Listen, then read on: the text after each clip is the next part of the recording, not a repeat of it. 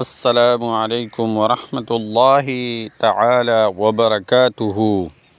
بسم الله الرحمن الرحیم.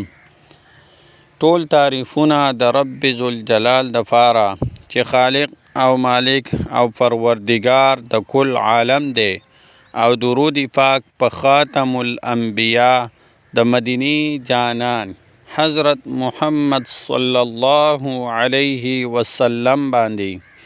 امید د رب ذوالجلال نه ساتمه چې تاسو به روغ جوړ یئ، په صحت به برابر یئ. الله جل شانه د هر قسم وبایي امراضو، مصیبتونو، تکلیفونو، غمونو، پریشانونو په امن کې وساته. الله جل شانه عمر دراز سره د صحت نصیب کا. الله جل شانه د هر قسم وبایي امراضو، اچانکی غمونو او تکلیفونو نه په امن کې وساته. عزتمندو مانن تاسو د پاره یو ډیره مجربه او خیسته او اسانه وظیفه راوړې ده، او ډیره ازمایلی شوې وظیفه هم ده او اسانه هم ده. دا وظیفه د زیارت په ورځ، یعنی د جمعې په شپه، جمعې د شپې مبارک شپه ده، نو د هغې وظیفه ده، او ډیره اسانه وظیفه ده. د چا د پاره ده؟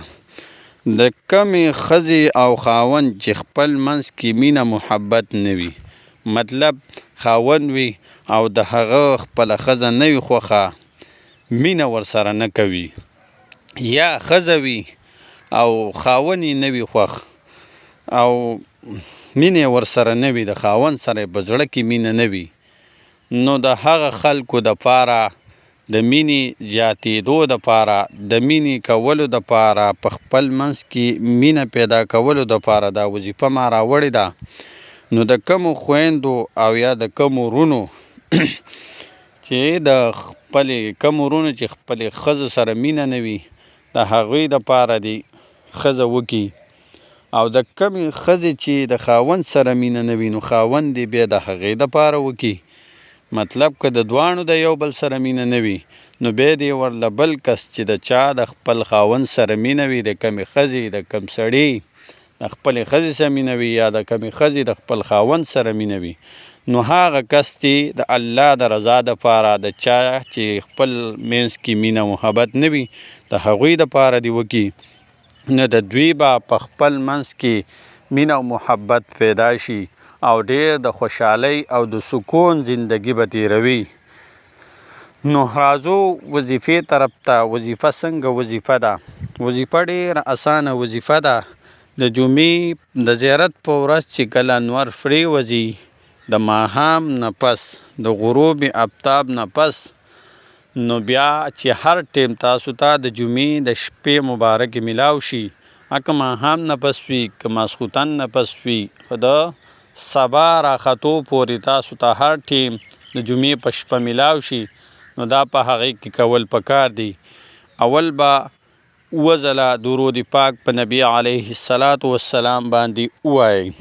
درود پاک چې هر یو وي تاسو ته اسان وي، او دا وظیفه په اودس کې کول وي. بیا به څو خوږ شیز راواخلئ، خوږ چینی شوله، شیریني شوله، مټیا شو، هر قسم شات شو، هر قسم چې خوږ شیز وي هغه به راوالی، او په هغې باندې به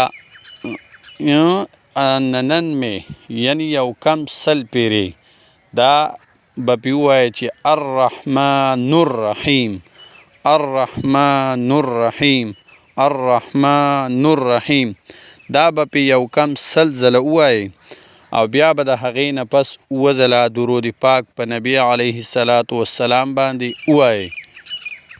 نو په نبي علیه السلام به اووه ځله درود پاک ووایئ، او بیا به پې دغه خوږ شیز چیني وي، شیریني وي، مټیا وي، شات وي، هر څه چې کوم خوږ شیز دی هغه به پې دم کړئ.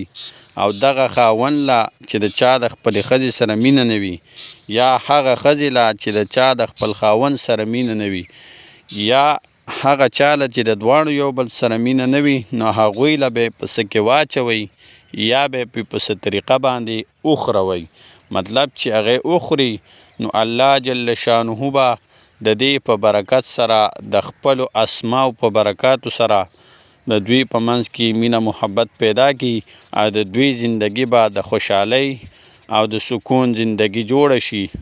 نو یو انسان لا خوشحالي ورکول دا الله جل شانه ته ډیره زیاته محبوبه او خوښه خبره وي. نو دا وظیفه د هغه خلکو د پاره ده چې د چا خپل منځ کې مینه محبت د خپل ښځې او خاوند په منځ کې مینه محبت نه وي، نو دا وظیفه چې وکړئ تاسو څه وله پې دم کوئ، شیرینۍ خواږه څه وله پې دم کوئ، دا وله ورکوئ، نو دوی به په خپل منځ کې مینه محبت پیدا شي. السلام علیکم ورحمة الله وبرکاته.